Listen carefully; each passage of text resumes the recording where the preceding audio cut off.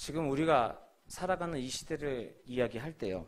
이 시대는 바로 이런 시대다라고 이야기를 셋으로 이야기를 하죠. 들어보지 못하신 분도 있겠지만은 학자들은 이렇게 얘기합니다. 뭐라고 얘기하느냐? 첫 번째는 이 시대가 지쳐서 충격의 시대라고 이야기를 합니다. 충격의 시대. 정말 충격적인 일이 너무나도 많기 때문이죠. 뉴스를 봐서도 그렇고 인터넷 매체를 봐서 그렇고 신문을 대하기도 그렇고 이제는 새로운 소식을 대하는 것이 두려워졌습니다. 예전에는 9시 뉴스 시간만 되면은 세상에 무슨 일이 있나 라고 그 뉴스를 좀 보는 그런 재미도 있었습니다. 그런데 이젠 두렵습니다. 첫 뉴스부터가 따뜻한 뉴스보다는 사건 사고들이 많기 때문이죠. 생각지도 못한 사고들이 많이 있습니다. 그런 일들이 너무 많다 보니까 이제는 감각이 좀 무뎌졌습니다. 무뎌져도 아무리 무뎌져도 대학이 무서운 건 어쩔 수 없습니다. 살인도 여러 가지 살인 사건이 나오고 토막살인이라는 게 웬 말입니까? 토막살인이 사람을 어떻게 그렇게 죽일 수가 있겠습니까? 존속살인이라는 것도 생각하지 못하는 겁니다. 어떻게 한 가정에서 가정을 그렇게. 근데 그런 것들이 하도 들어서 이제는 그런 엽기적인 사건들마저도 아무렇지도 않게 아이고 이런 일이 일어났구나 불쌍하네 요 선에서 끝나는 그런 시대에 살아가고 있다는 것이죠. 지진이라는 것도요. 무슨 환태평양의 불의 고리 그래서 저쪽에 남아메리카, 멕시코, 일본 기껏해야 저쪽 뭐 인도네시아 이런 데 일인 줄 알았습니다. 우리 몇 년 전에 큰일 있지 않았습니까? 자주 오셨는데 경주에 큰 지진이 있어갖고 깜짝 놀랐습니다. 진도 5.8 생길 줄 알았습니까? 몰랐습니다. 그때 경주에 지진이 생기고 나서 여진이 한 400차례 났다고 합니다. 그 400차례 여진이라는 게 우리나라 1년 평균 그전에 평균 지진량보다 훨씬 많은 게 하루에 생겼습니다. 이제 그러니 우리들이 생각지도 못하고 있는 그런 충격적인 일들이 일어나고 있습니다. 그런 충격적인 시대에 살아가고 있다는 것, 충격의 세대, 그 이야기에 공감하고 실감을 하는 그런 세대입니다. 두 번째는 이 시대에 가르쳐서 비이성적인 시대라고 이야기합니다. 비이성적인 시대. 맞는 말이죠. 왜 맞는 말이냐? 지금 우리 살아가는 시대도 다른 정보화 시대라고 얘기합니다. 수많은 정보 속에서 살아가고 있습니다. 앉아서 세계 구석구석 모든 것 다 알 수 있습니다. 다 아는 것뿐만이 아니라 앉아서 손가락으로 모든 것 다 지시할 수가 있습니다. 모르는 게 없죠. 이제는 모든 정보가 공유가 됩니다. 이렇게 똑똑한 시대가 되었다는 것이죠. 그런데 이게 똑똑한 시대가 되고 나니까 이렇게 사람들이 똑똑해졌습니다. 지혜롭고 똑똑해진 줄 알았더니 이 사람들의 살아가는 문화를 보니까 이 시대 문화가 전부 다 퇴폐 문화입니다. 사람들이 지혜로워지고 나니 퇴폐와 향락 속에 빠지다는 것이죠. 사람들은 분명히 똑똑해지고 정보가 많아졌는데 하는 짓들을 찾아보면은 자기 망가지는, 자기 무너뜨리는 그런 짓만 골라가면서 하고 있다는 겁니다. 그러면은 이런 것들이 과연 이성적인 행동이라고 이야기할 수 있느냐? 아니다. 비이성적이다. 이런 비이성적인 게 어딨냐? 라고 얘기를 합니다. 그리고 개인주의가 발달했습니다. 엄청나게 개인주의가 발달해서 사람 대 사람을 대하는 데는 양심이라는 게 없습니다. 그냥 개인주의입니다. 아주 비양심적인 사회입니다. 나만 우선이죠.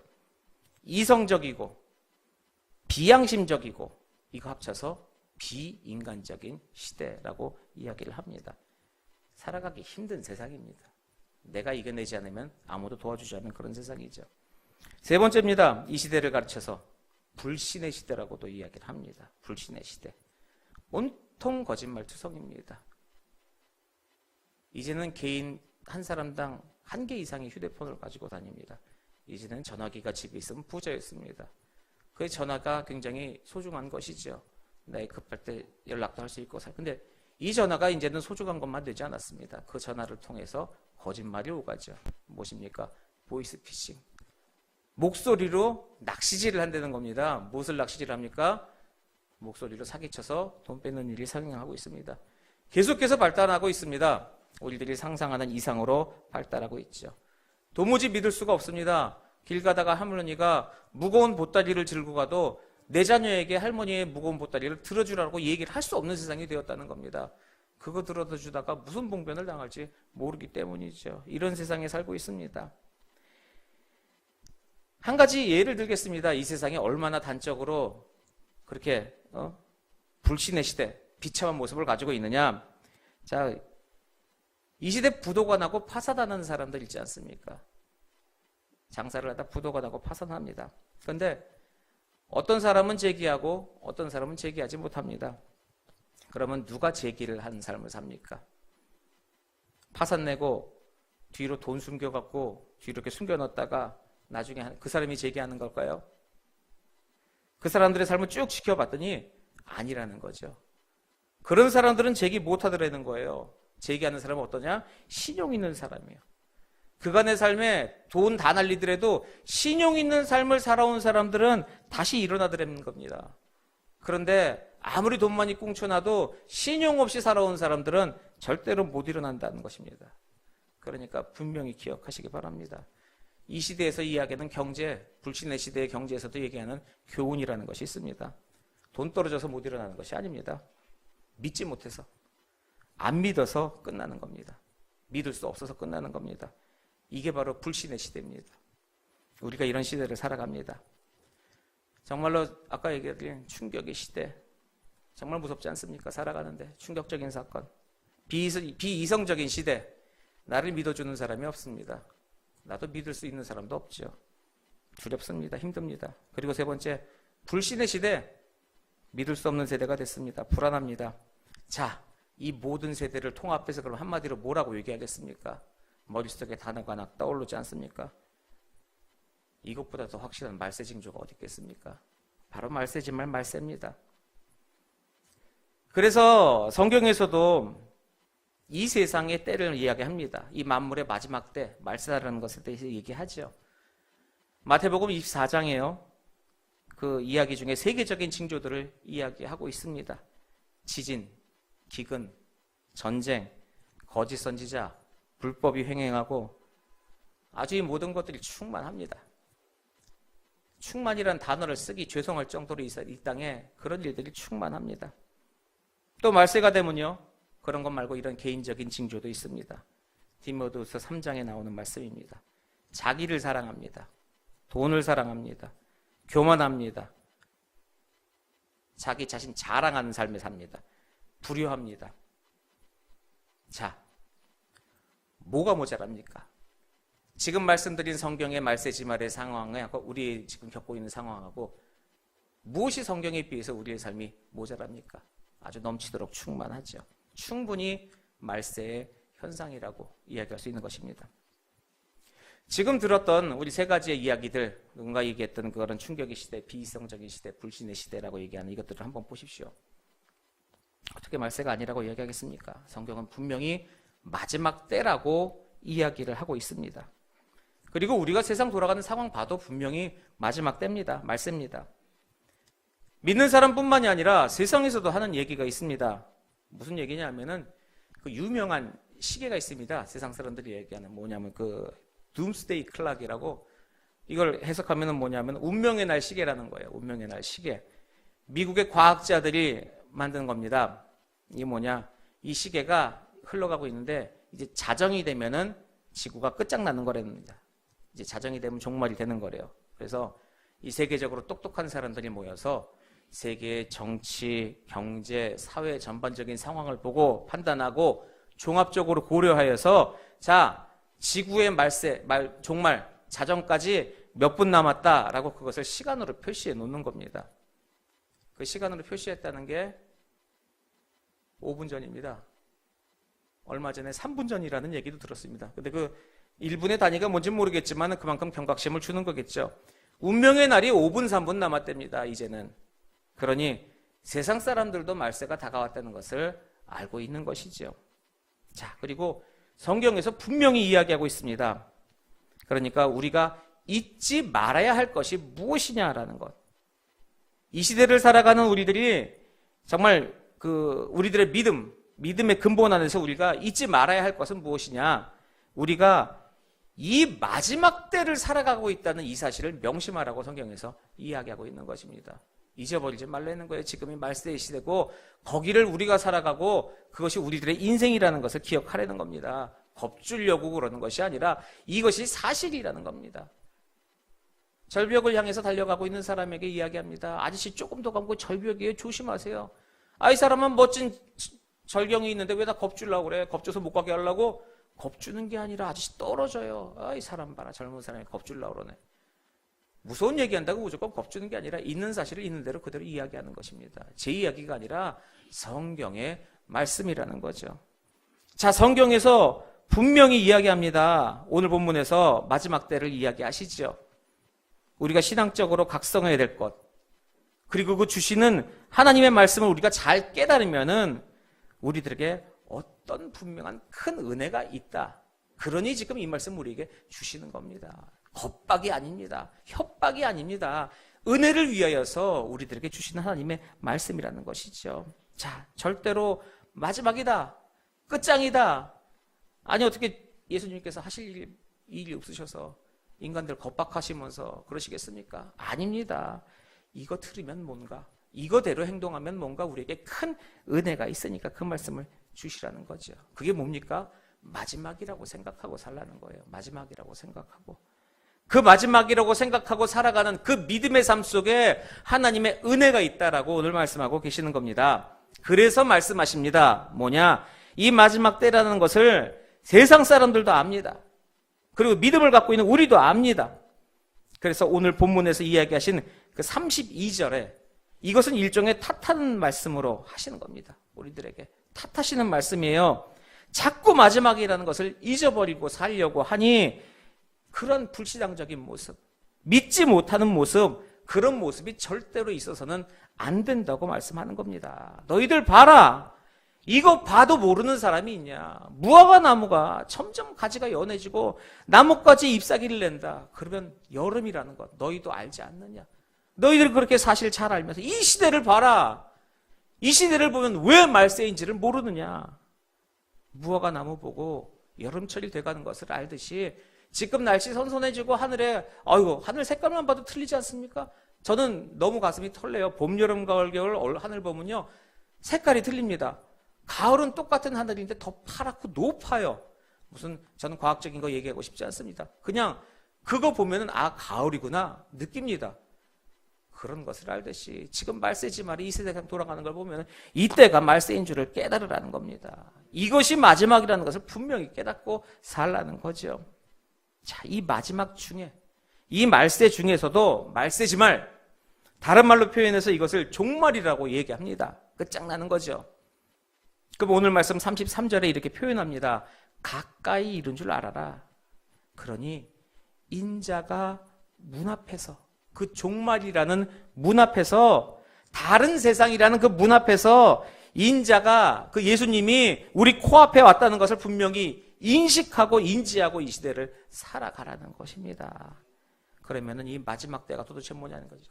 이 마지막 때라는 것을 한번 생각해 보겠습니다. 분명 종말이라고 말씀합니다. 세상에 끝이 있다고 말씀합니다. 그리고 그것이 가까워졌다고 말씀하죠. 이 종말이라고 얘기를 하면 사람들의 반응은 세 가지 반응이 있습니다. 세 종류의 사람들이 있어요. 생각하면서 종말, 주님의 재림, 이 종말 이렇게 얘기하면 이 앞에서 사람들 세 가지 반응입니다. 첫 번째 반응은요. 종말 없다. 재림이라는 건 없다. 부인하는 사람들이 있습니다. 부인합니다. 이런 사람들 천하에 미련한 사람입니다. 이런 사람들 불신앙자라고 얘기하죠. 신앙 없습니다. 불신앙입니다. 두 번째 이런 사람이 있습니다. 종말이 있다. 주님의 재림은 있다. 그러나 아직 멀었다. 아주 먼 이후의 이야기다. 이 사람도 거의 불신앙에 가까운 사람입니다. 종말이 있다라고 얘기하지만 거의 불신앙에 가까운 사람들입니다. 그래서 아직 멀었다고 이렇게 느긋한 사람들이 있습니다. 이런 사람들 누가복음 12장 13절로부터 21절까지 말씀에 그 예수님의 비유로 말씀을 가르쳐 주면 됩니다. 그 사람들은 이 말씀 배워야 됩니다. 이 뭐 말씀이냐? 세상에서 수고해서 돈을 많이 벌었습니다. 엄청나게 돈을 많이 벌었어요. 밭에 소출이 엄청나게 많아서 큰 부자가 되었습니다. 그래서 그 사람이 팔자 좋게 얘기합니다. 뭐라고요? 자기가 자기 자신의 영혼에게 이렇게 얘기합니다. 자, 이제부터 평안하게 먹고 마시고 즐기자. 벌어놓은 게 많으니까. 워낙 벌어놓은 게 많거든요. 자기 자신한테 그렇게 얘기하여. 그리고 자기 자신은요, 장수할 줄 알았어요. 계속해서 건강하게 오래 살 줄 알았어요. 예수님이 이 사람한테 이런 별명 지어줍니다. 뭐라고 이 별명을 지어주냐면 어리석은 자라고. 부자지만 어리석은 자예요. 하여간 이러고 나서 이 사람들이 이렇게 살자라니까 예수님께서 직격탄으로 이 사람한테 말씀합니다. 뭐라고 얘기하느냐? 자, 오늘 밤에 영혼 너한테 빌려줬는데 오늘 밤에 내가 도로 찾아가겠다. 자, 오늘 밤에 결산하자. 일로 와라. 이것보다 더 미련한 사람 없다는 겁니다. 아직 많이 남았다? 아직 멀었다? 절대 금물입니다. 그런 생각하지 마십시오. 그런 생각 안 됩니다. 그런 생각해서는 안 됩니다. 그 다음 세 번째 반응이, 자, 그러면 오신다 이겁니다. 예수님께서 오십니다. 종말이 있다. 주림 재림 하신다. 근데 그 날짜가 몇 월 며칠이다. 몇 월 며칠 날 주님 구름 타고 오시니까 준비합시다. 이 사람도 제정신 아닙니다. 이것을 시한부 종말론이라고 이야기하는데 이게 대표적인 사이비 이단들이 하는 행동입니다. 이것들이. 근데요, 이게 사이비 이단들이거든요. 이 종말론이라고 얘기하는 거. 저도 그렇고 여러분도 그렇고 한번 상식적으로 생각을 해보세요. 이게 말이 됩니까? 저는 그렇게 생각을 해요. 종말론 하는. 지금 성경 좀 읽고 하지. 성경을 읽고 좀 이야기하면 이 제정신이 들 텐데 아니에요. 36절 오늘 말씀 36절만 봐도 뭐라고 하느냐. 이거는 하나님만 아신대요. 하나님만. 아무도 모르고 하나님만 아시는 거라는데 지가 뭘 안다고요. 성경 좀 읽지. 자, 그래 놓고 그 이야기를 하면 그 사람들 뭐라 그러는 줄 아세요? 성경 외에 특별 계시를 받았다라고 얘기합니다. 여러분 혹시라도 성경 외에 특별 계시 받았다고 얘기하시는 분 있으면은 그 사람 가까이 하지 마십시오. 큰 이단입니다. 말도 섞지 마십시오. 허무맹랑한 소리, 엄청난 거짓말하고 있습니다. 그런데요, 그런 얘기하는 이단이 속된 말로 장사가 제일 잘 됩니다. 거기 빠져드는 사람들이 제일 많다는 거죠. 그만큼 인간들이 무지합니다. 거기에 성공한 교주라고 하는 사람들이 우리나라에만 40여 명이 된답니다. 성공하지 못했지만은 내가 특별 계시 받았다는 사람은 200~300명이 훌쩍 넘는데요. 무섭습니다. 현실입니다. 이게 무슨 비극적인 세상입니까? 이게 우리가 살아가는 세상이에요. 하나님만 아신다고 했습니다. 그날은 주께서 오신 말씀 날은 하나님만 아신다. 그 말씀에 은혜가 있는 것입니다. 자, 설명하겠습니다. 시한부 종말론.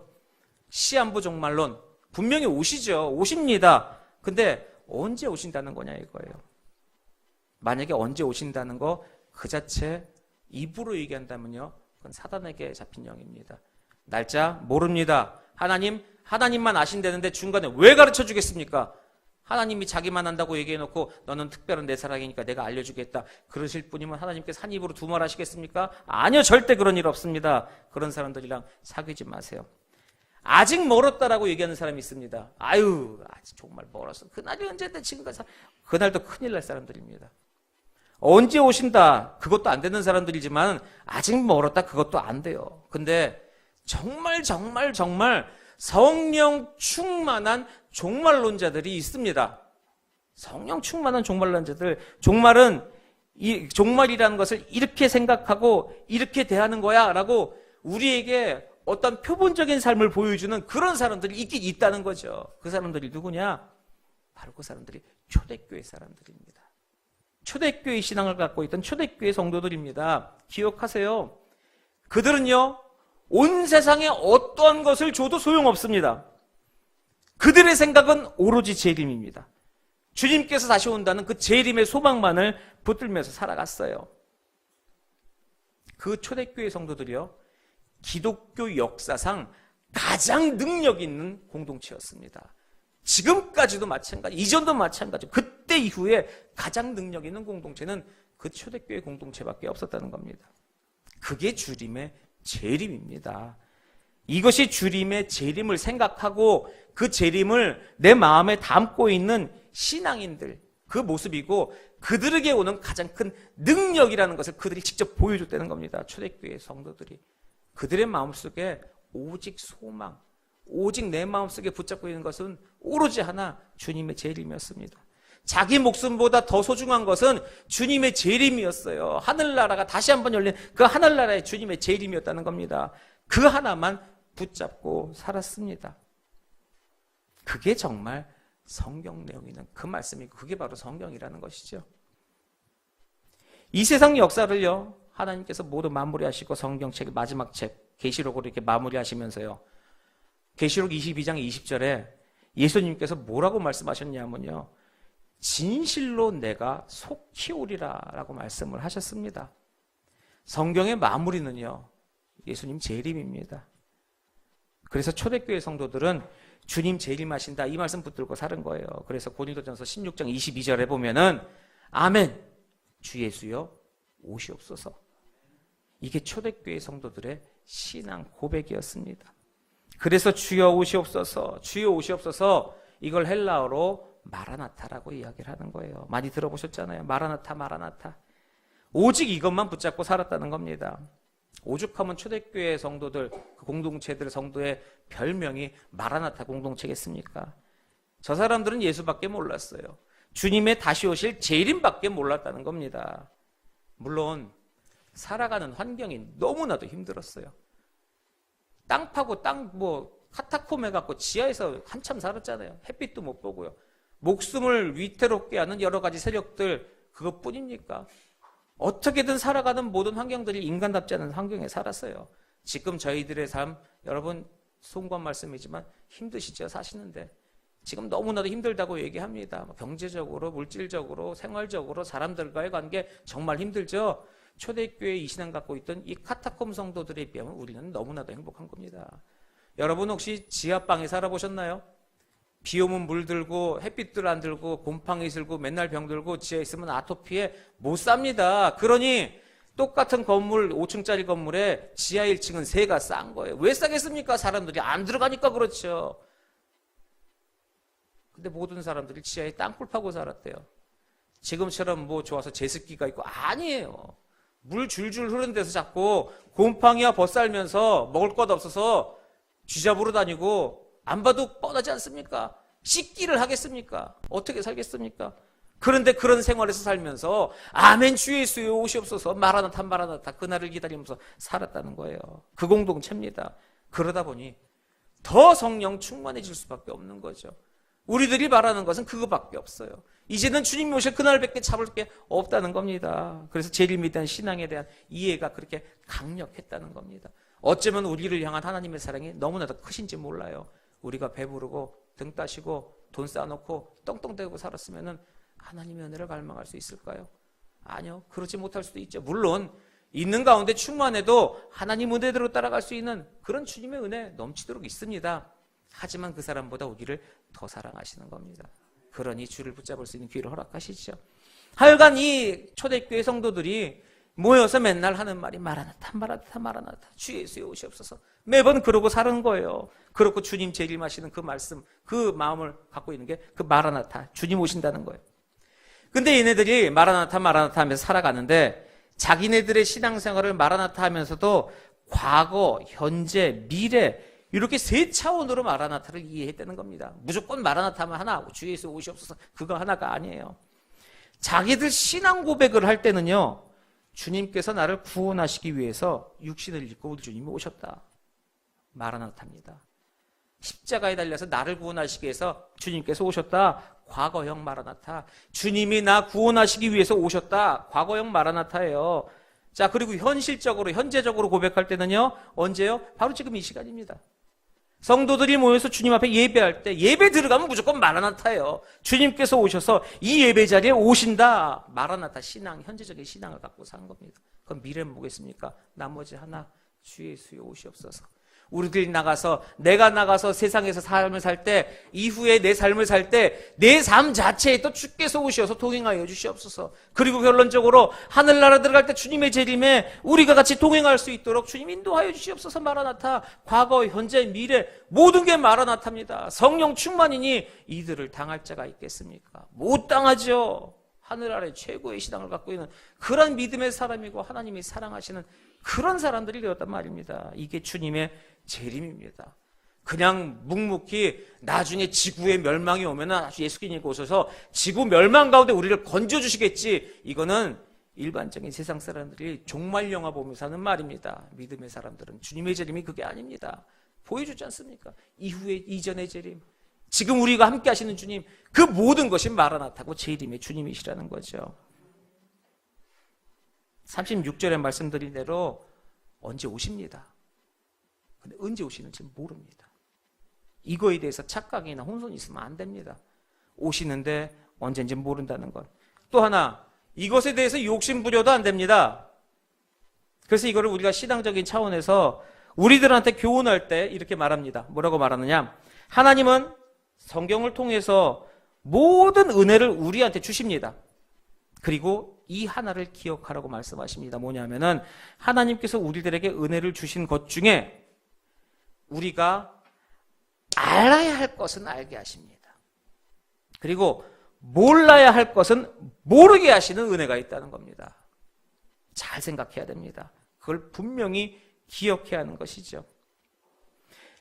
그런데 우리가 알아야 할 것을 만약에 등한시하게 되면요, 그걸 불신앙이라고 합니다. 믿어야 할 것을 믿지 않으니까요. 근데요, 몰라야 할 것을 알겠다고 덤벼들어도 이거 불신앙이라는 겁니다. 왜요? 하나님이 몰라도 된다고 한 것을 내가 굳굳이 알겠다고 하는 것은 하나님께서 나에게 주신 그 뜻을 내가 믿지 못하게 되는 겁니다. 그러니 두 개 다 불신앙입니다. 그러니 구분 잘 하셔야 됩니다. 더 쉽게 얘기하겠습니다.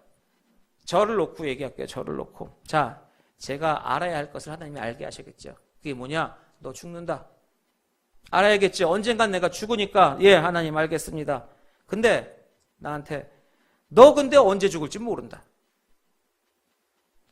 하나님 아시면 넌 알 필요 없어. 그것도 은혜라는 겁니다. 알려주시는 것도 은혜고 알지 말아라 하는 것도 은혜입니다. 자, 그러면 제가 과연 똑똑한 척하면서 두 개 다 알아야겠냐는 거죠. 죽는 것도 알아야 되고 언제 죽어야 하는 것지 알아서 살아야 된다는 겁니다. 여러분 한번 생각해 보십시오. 언제 죽는지 알면 김새서 어떻게 살겠습니까? 날짜 찌깍찌깍 시계만 보고 있겠죠. 시험 볼 때 안 그러십니까? 과제 낼 때 안 그러네 우리 학생들. 우리 어른들은 결제 날짜 되면 안 그렇습니까? 카드값 이번 달에 25일 결제하고 나면 아직 한 달 남았네. 아이고 하고 일주일 지나고 나면 딱 벌써 열흘 남습니다. 굉장히 빨리 다가오죠. 내가 그 날짜를 알면은 그거 어떻게 못 삽니다. 무슨 일을 하겠습니까? 근데 내가 언제 죽는다는 줄 알면 어떻게 살겠습니까? 죄송한 말씀이지만 수병 중에 있는 분들 시한부 선고받으면요, 영화나 드라마에 나오는 사람들이나 아름다운 모습으로 내 모습을 정리한다고 뭐 정리하죠. 근데 그 정리하면서 담대하게 죽음을 맞이하는 사람들 그렇게 많지 않습니다. 시간이 짧아질수록 삶에 대한 애착은 강해질 수밖에 없습니다. 믿음의 사람도 그렇습니다. 왜요? 하늘나라 가는데 뭐가 그렇게 애착이 있냐고요? 아니요, 애착이 있습니다. 아직도 내가 여기서 할 일이 많은데, 아직도 내 주위에서 복음을 얘기 못한 내가 사랑하는 사람들한테 내가 복음 제시도 못했는데요. 하나님 조금만 시간 더 주세요. 세상에서의 재력과 세상에서 시간이 아까워서가 아니라 하나님의 사랑 전하지 못한 것이 아쉬워서 우리도 아쉬움을 갖고 있다는 거예요. 날짜를 알고 있으면은. 그러니 세상 사람들은 오죽하겠습니까? 환장하는 거죠. 그러니 몰라야 할 것은 모르게 하셨습니다. 그러니 알려고 들지 마세요. 모르는 것이 은혜란 말입니다. 모르는 게 약입니다. 자, 재림도 똑같다 그겁니다. 우리 죽음처럼 똑같습니다. 언제 재림한다고 우리에게 알게 하셨습니까? 모르게 하셨어요. 대놓고 얘기하셨어요. 아무도 모른다. 아버지 하나님밖에 모른다. 나도 모른다. 예수님도 모른다는 걸 왜 알려고 하세요? 자, 그러면은 모르게 하는 게 은혜가 있는데 왜 거기에 은혜가 있느냐? 말씀드렸잖아요. 한번 솔직히 오픈하고 얘기해 보자고요. 한 달 후에 오신다고 그러면 어떻게 살겠냐고요. 오늘 10월 7일입니다. 주님께서 자, 그러면 11월 10일 날 내가 그럼 재림하도록 하겠습니다. 전 세계 방송에 갑자기 나왔어요. 모든 방송이 넘치고. 요즘 핸드폰 좋아서 재난문자 오듯이 재난문자가 왔어요. 주님께서 다음 달 11월 7일 오십니다. 자, 그럼 사람들은 어떻게 살겠냐고요. 지금부터 열심히 신앙생활로 기도할까요? 기도하면 말씀하면 찬양하면 오늘부터 한 달 동안 주님 오신다니까 30일 특별 새벽 기도에 아니요. 29일 동안 놉니다. 이게 사람의 심성이 안 그렇겠습니까? 29일 동안 놉니다. 밤새고 놉니다. 그리고 마지막 하루 빡세게 기도하고 주님 앞에 회개합니다. 아닙니다. 이거는 아닙니다. 언제 오실지 모릅니다. 대신 말입니다. 차라리 오늘 밤에 오신다고 생각하고 살면은, 오늘 오신다고 생각하면 사람 정말 진지해집니다. 겸손해지지 않겠습니까? 오늘 오시는데. 그 하루 남은 날 준비하는 대로 살 거 아닙니까? 그러면은 우리가 알아야겠습니까? 몰라야겠습니까? 몰라야 하는 게 당연한 거죠. 하나님의 은혜로 우리를 모르게 하신 겁니다. 그게 은혜라는 겁니다. 이거 좋은 예는 아닙니다. 아까 제가 말씀드렸죠. 내일 아침 시험이에요. 내일 당장 시험이면 오늘 뭐합니까? 단기 속성 나중엔 날아갈지라도 외우는, 제가 예전에 청년들에게 얘기했지만 저는 단기 암기력에 강합니다. 휘발성에 강한 암기력은 이렇게 쫙 무슨 왕이나 뭐 이런 걸 외워놓고 연돌 외우려면요, 그걸 쫙 적어놓은 다음에 저는 교실에 들어갑니다. 시험 볼 교실에. 그리고 교실 구석구석 자리마다 그것을 위치를 시켜놔요. 광개토 대왕은 왼쪽 모서리 위쪽에 광개토, 세종대왕은 오른쪽 모서리. 그러니까 시험 보다가 그 나무 그쪽을 쳐다보면 보여요. 근데 문제는 그 교실을 나오면 기억이 안 나요. 하여간 나만의 방법으로 열심히 합니다. 그러면은 오늘 밤에 주님이 오신다고 생각하면은 내 인생이 오늘이 마지막이다. 오늘 밤 자정에 주님이 오신다. 이렇게 생각하면은 우리들의 인생 삶에 오히려 지혜로워지지 않겠습니까? 하나님 보시기에 지혜로운 삶을 살지 않겠습니까? 내가 언제 어디서 어떻게 죽을지 모릅니다. 근데 중요한 건 나는 죽습니다. 그러니 마냥 그렇게 느긋하게 살지 말라는 겁니다. 마냥 그렇게 나태하게 살지 말라는 겁니다. 언젠지 모르니까 정신 차리라는 거죠. 말씀 앞에 똑바로 살라는 겁니다. 그러니 이게 은혜가 아니겠습니까? 그래서 오늘 본문 말씀을 주십니다. 본문 말씀에 42절, 44절 두 번 연속으로 해서 이렇게 이야기하죠. 표현 바꿔서 강조하십니다. 42절에 그래서 깨어 있어야 한다. 44절에는요, 그러니까 준비하고 있어야 한다 라고 이야기를 하십니다. 항상 재림 준비하고 재림 생각하고 거기에서 맞는 그런 살아가는 그런 믿음이 있어야 한다는 거죠. 지내보고 나면 그게 정말 지혜로운 마음입니다. 그런 사람에게 능력이 있습니다. 하나님이 누구에게 은혜를 주시느냐, 능력을 주시느냐, 그런 사람에게 은혜 베푸신다는 겁니다. 그래서 분명히 기억하라. 언제일지 모르지만 반드시 오십니다. 그것만 마음에 담고 살아가라는 것이죠. 예전에 노아 때 봤느냐? 그렇게 전하는 하나님 말씀 다 무시하더니 결국 어떻게 됐냐? 생각지도 않을 때 오지 않았냐, 홍수가. 예수님 재림도요, 그렇게 오시겠다는 겁니다. 그래서 그 다음에 오늘 예를 주시는 겁니다.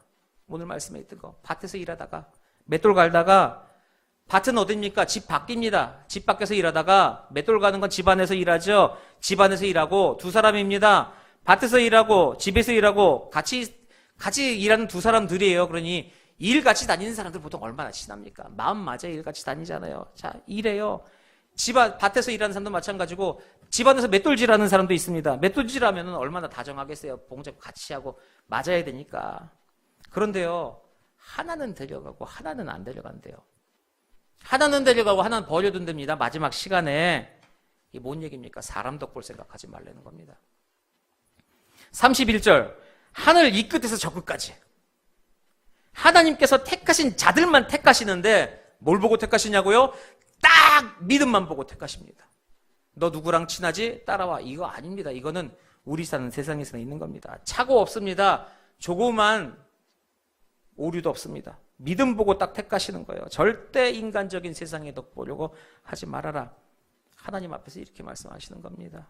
그렇게 하신다는 거고, 분명히 그 시간이 있다. 분명히 재림 그 시간이 있다. 총 결산하는 그날이 있다. 내 인생에, 내 삶 속에, 이 세상에 분명히 그 결산의 날이 있다. 근데 언젠지 모른다. 그래서 다시 한번 강조하십니다. 오늘 본문에 그 두 가지만 이야기하시죠. 오신다는 날, 주께서 오신다는 그 끝나는 날이 있습니다. 끝나는 날이 있겠죠. 본문에 계속 이야기하고 있잖아요. 언젠간 끝난다, 언제다 끝난다. 근데 언젠지는 모른다는 그 말씀이잖아요. 그 말씀 중에 제일 실감나는 말씀이 오늘 본문 43절의 말씀입니다. 도둑 비유예요. 도둑 비유. 참 예수님께서 비유를 하시면서도 허구 많은 것 중에 자신 비유하시는데 도둑놈을 비유를 하세요. 왜 도둑놈을 비유하시겠어요? 그 마음도 우리가 알아야 됩니다. 왜요? 상관없다. 너희들 정신 차리고 너희들이 아는 거라면은 내가 도둑의 비유가 돼도 상관없다고 하시는 거예요. 알아듣기 편하면은. 여기서도 우리가 은혜를 받아야 합니다. 말씀 전하고요. 복음 전하고 영혼 살리는데 나의 어떤 명예나 나의 어떠한 자존심 같은 거 그거 다 내려놔야 된다는 겁니다. 그런 거 내려놓고 깨달을 수만 있다면 주께로 돌아올 수만 있다면은 그 앞에 엎드리는 겁니다. 자 보세요. 도둑같이 오겠다 말씀하셨어요. 도둑이 뭡니까? 가장 악랄하고 비유한 도둑이 이유가 도대체 뭐예요? 몰래 옵니다. 아무도 몰래 와요. 불시에 옵니다. 언제 오는지 절대로 안 가르쳐줘요.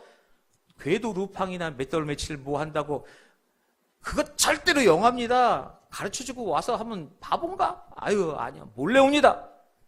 불시에 와요. 그거 알면은 도둑 맞을 사람 어디 있습니까? 준비하지. 이 예수님의 재림이 그와 같다는 겁니다. 그러니 긴장 늦추지 말라는 이야기를 하고 계시는 거죠. 그 다음 바로 25장에 오늘 말씀 뒤에 25장에 나오는 게 열처녀 비유입니다. 열처녀. 이게 뭡니까? 다 잤어요. 피곤해서. 근데 기름 미리 준비한 5은 구원받았어요. 기름 미리 준비 안 한 5은요 당했어요. 버림받았습니다. 그러니 이 이야기 듣고 또 이상하게 생각하는 게 그러면 세상 일 내팽개치고 다 따라다니면서 해야 되니? 그거 아닙니다. 세상 일 하지 말라는 거 아니에요. 세상 생활 하지 말라는 것 아닙니다. 재림만 생각하고 있다가 세상 생활 내팽개치는 그런 생각하느냐? 아닙니다. 천만의 말씀, 그러라는 말씀 절대로 아니에요. 오히려 이 재림 소망이 있는 사람들, 재림 신앙으로 사는 이 사람들이요, 할 것 다 하면서 오히려 세상에 더 은혜로운 삶을 살았다고 이야기를 하는 것이죠. 예를 들어서 이런 게 있습니다. 잘 준비하고 깨어있으라는 이런 말씀인데요. 한참 전이죠. 1994년도 미국에 LA 대지진이 있었어요. 지진이 일어났습니다. 미국 사람들 놀랄 정도로 갑자기 지진이 일어났어요. 나중에 한번 검색해 보세요. 고속도로 무너지고 난리도 아니었어요. 그런데 그 지진이 일어나고 나서 그 이후에 미국 사람들이 엄청나게 잘 수습을 했어요. 자, 기가 막히게 이런이 선진국이지 할 정도로 막 정말 재난지역 선포하고 지원 들어가고 모든 사람들이 매달려 정말로 아름답게 복구를 했습니다. 미국 사람들이 그리고 나서 잘난 척을 했어요. 잘난 척 할 만하죠. 모든 사람들이 인정했습니다. 이게 미국이니까. 이렇게 큰 지진을 만나도 이렇게 수습 잘하고 이렇게 참 역시 미국이야. 엄지척 잘난 체 했습니다. 근데 그 잘난 체 딱 하고 나서 정확하게 1년 뒤에 정말 큰 망신을 당했습니다. 딱 정확하게 1년 뒤입니다. 뭐냐면 일본의 고베 대지진이 일어났어요. 근데 이게 LA 지진보다 훨씬 더 규모가 큽니다. 훨씬 규모가 큰데 피해가 엄청나게 적었어요. 그러니까 이게 뭐냐면 미국 사람들이 잘난 체하다 당한 게 미국은 대처를 잘하는 거예요. 일본은 대비를 한 겁니다. 이거 배우라는 겁니다. 사고 터지고 나서 그거 잘 수습하는 것보다 미리 그거 준비하는 거예요. 훨씬 더 낫다는 거죠. 사고 나기 전에 유비무한 준비 잘 돼 있으면 화가 적다. 일본 그런 거예요. 일본 보세요. 지진 미리 날 걸 예비했다는 겁니다. 일본이요. 기상청과 지진에 들이는 돈은 억수로 들어갑니다. 우리가 상상 이상 초월할 돈을 거기다 쏟아부어요. 투자합니다. 자기들이 지진의 날 곳이니까 그렇다고요? 생각해 보세요. 그 들어갈 돈이요. 1년 일본의 지진에 관련된 예산 투자하는 돈이요. 그 돈 그대로 어디 가면 나라 몇 개 나라 먹여 살릴 수 있을 만큼 그렇게 큰 재정이 들어간다고 해요. 나라가 정말 왔다 갔다 할 정도로 큰 들어가는데 일본 그렇게 돈 들여서 대비하지만 일본 지금 선진국이잖아요. 잘 먹고 잘 살잖아요. 두 가지 다 합니다. 주님의 재림도 이거와 똑같다는 거예요. 세상 생활 버리는 것. 일본에서요. 그 재정 투자 안 하고 자기네 발전에 써도 돼요. 근데 정말 중요한 걸 위해서 띄어갖고 활용한 거예요. 세상 발전이 아니라 자기네들 목숨을 달리는 일에 투자하지 않았습니까? 세상 것 버리는 것.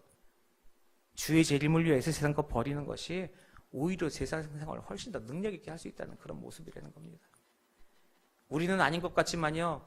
그 방법을 통해서 훨씬 더 우리가 자라날 수 있고 하나님 앞에 훨씬 더 칭찬받을 수 있는 일이 많다는 거예요. 미국에 이런 관용구가 있다고 합니다. 관용구가 뭐냐면은 미국 사람들이 청교도식 인사를 좀 많이 해요.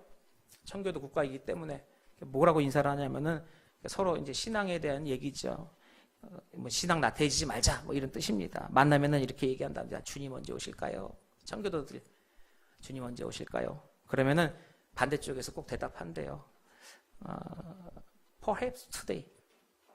죄송합니다. 번역하겠습니다. 아마도 오늘 오실 겁니다. 그게 인사래요. 청교도식. 그러니까 그 마음가짐으로 우리 신앙적인 부분을 주님 앞에 계속 달려나자. 그렇게 신앙을 갖고 살았다는 겁니다. 오늘 재림하실지 모른다. 주님 오늘 오신다. 이 마음으로 살라는 겁니다. 그래서 그런 차원에서 웨슬레 아시죠? 웨슬레. 감리교 창시자 웨슬레가 유명한 말을 남겼습니다. 웨슬레가요. 신앙 부흥 운동하고 각종 집회와 여러 가지 얼마나 바쁘겠습니까? 하루 24시간 스케줄 안에서 정말로 빡빡한 그러한 일정을 소화하고 있었습니다. 근데 어떤 사람이 한번 물어봤어요. 웨슬레한테. 어떻게 보면 한번 떠본 겁니다. 시비 걸라고 한 거죠. 웨슬레를 만나서 아유 정말로 바쁘십니다 목사님. 어떻게 그렇게 많은 일을 하십니까? 근데요 궁금한 게 있는데 만약에 오늘 밤 자정에 주님이 오신다면은 오늘 뭐 하시겠습니까? 라고 물어본 거예요. 쓱 떠봤습니다. 그랬더니 웨슬레가 명언을 했습니다. 정말로 저요? 그러신다고 해도 제 스케줄에는 변함이 없습니다. 이게 재림신앙입니다. 주님 오신다고 해서 급박하게 뭐 바꾸고 생활하는 게 아니라 내 평소의 생활이 항상 오늘 주님 오신다고요? 네, 괜찮아요. 저는 그거 생각하고 있었어요. 이 신앙으로 살아가는 것이 주의 재림신앙이고 그렇게 살아가야 한다는 것이죠. D.L. 무디 목사님 있지 않습니까? 능력 있는 전도자 D.L. 무디 목사님한테도 누가 물어봤어요. 아니 어떻게 말씀을 전하시는데 목사님 그렇게 설교하시는데 그렇게 능력 있는 설교하십니까? 그렇게 은혜로운 설교를 하십니까? 그랬더니 무디 목사님 하신 말씀이 그래요? 아유 별거 아니에요. 저는요 난 설교할 때마다요 이 설교 끝나기 전에 주님 오신다라는 마음으로 설교합니다. 그러니 어찌 복음적인 설교가 아니겠습니까? 훌륭한 사람들은 전부 다 재림신앙이에요. 오늘 오신다. 주님 오시니 정말로 오늘 하루의 삶 주님 앞에 올바르게 살아야 됐다. 자, 이제까지 들었던 거요. 종말신앙 말세입니다. 마지막 얘기하고 있어요. 종말 두 가지가 있습니다. 첫 번째는 내가 죽는 종말입니다. 내 인생이 끝나는 거예요. 하나님 앞에 서겠죠. 또 하나의 종말이 있습니다. 그건 뭐냐? 주님이 재림하시면 종말이에요. 그 두 개의 종말입니다. 자, 이 두 종말 중에 어느 것이 먼저 올지는 아무도 모릅니다. 근데 여러분 자신에게도 물어보고 저에게도 물어보면 그럼 나의 죽음이라는 종말과 예수께서 오신다는 그 주님의 재림이라는 종말 그 두 개의 종말 어느 것이 좋겠습니까? 당연히 주님의 재림이 먼저죠. 그렇지 않겠습니까? 욕심 많아 보이십니까? 아니요. 사도 바울도 그랬습니다. 분명히 기억하세요. 우리 종말 신앙에서 먼저는 내가 이 세상에 죽기 전에 주 예수의 오시옵소서 훌륭한 신앙 고백입니다. 그런 소원 갖고 살아야 합니다. 얼마나 기가 막혀요. 죽음을 맛보지 않고도 우리가 재림할 수 있는 하나님 앞에 설 수 있는 이게 사도 바울의 소원이었습니다. 고린도후서 5장 1절 2절에 보면 바울이 그래요. 땅에 있는 장막집 이거 육신의 내 생명입니다. 땅에 있는 장막집 이거 무너지면은 하늘에 있는 영원한 집이 있다. 5장 1절에요. 그렇게 이야기합니다. 그리고 5장 2절에 뭐라고 얘기하냐면은 갑자기 얘기가 바뀌어요. 그러나 내가 하늘로부터 오는 처소를 덧입기를 간절히 소망하노라 라고 이야기를 하고 있습니다. 옷을 입는데 덧입는 것이 있습니다. 갈아입는 것이 아니라 위에 껴입는 거예요. 그러니 옷을 갈아입는 것은요. 육신의 생명을 버리고 그 다음에 일단 입는 거니까 죽는 겁니다. 갈아입는 건 죽는 거죠. 그 다음에 영생이라고 하는 새 옷을 입는 겁니다. 사도 바울은 덧입겠다고 얘기했어요. 육신의 이 생명이라고 하는 옷을 벗지 않고 이 위에다가 영생이라는 옷을 입겠다. 그 단어 있지 않습니까? 이게 뭡니까? 휴거 들림 받는 거. 재림 주님 만나겠다는 겁니다. 그러니 죽기 전에 주님 재림 강력하게 소원한 것이 사도 바울입니다. 우리도 그런 소원 해야죠. 저만 그런가요? 반응이 없네. 소원 가져야 합니다. 하셔야죠. 이것보다 더 큰 희열이 없겠습니까? 죽음을 맛보지 않고 예수가 오신다면은 10월 25일 카드 결제일 이전에 오시니까 저는 행복합니다. 그거 말고요. 내 죽음과 내 삶 속에서 그것보다 먼저 주님이 오신다고 하면 그것보다 행복한 게 어디 있습니까? 기막히죠. 자, 하나 더. 근데 사도 바울은요, 그 뜻 못 이뤘습니다. 그것도 기억해야 합니다. 그것까지 생각해야 한다는 거죠. 결국 육신의 죽음이라는 것이 자기 앞에 현실로 다가온 거죠.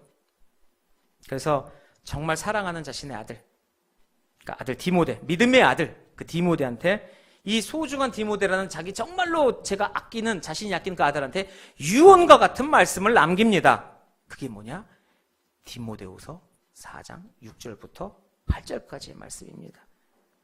이렇게 얘기하죠. 디모데야, 내가 전제와 같이, 그러니까 재물 위에다 포도주 붓는 것 얘기합니다. 전제와 같이 나의 떠날 시간이 가까워왔다. 성령 충만한 사람은요, 자신이 떠날 때도 압니다. 통찰력이 있는 거죠. 이건 예언, 예지, 전 보는 거 아닙니다. 통찰력입니다. 주님의 말씀 앞에서 그때가 다가온 것을 아는 그런 것입니다. 내가 떠날 때가 왔다. 죽음이 가까웠다. 어떻게 죽을지도 압니다. 단두형으로, 단두, 머리를 놓고 칼로 내리치는, 십자가에서 주님이 모든 물과 피를 다 쏟으시듯이 자기도 단두형으로 모든 피를 다 쏟고 죽을 것을 바울은 예감을 했습니다. 그리고 얘기합니다. 내가 전제와 같이 벌써 부어지고 나의 떠날 시간이 가까웠다.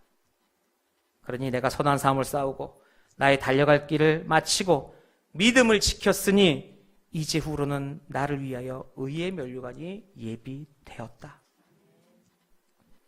이것이 사도 바울만의 고백은 아니었으면 좋겠습니다. 이것이 디모데만의 고백도 아니었으면 좋겠습니다. 왜냐하면 나를 위해 의의 면류관이 예비되었다. 그러나 내게만이 아니다. 주의 나타나심을 사모하는, 그러니까 주의 재림을 사모하는 모든 자에게도, 그러니 여러분들도 사도 바울과 똑같은 소망을 가질 수 있다는 겁니다. 이게 재림입니다. 이것보다 더 큰 꿈은 없습니다. 이것보다 더 아름다운 꿈은 없는 겁니다.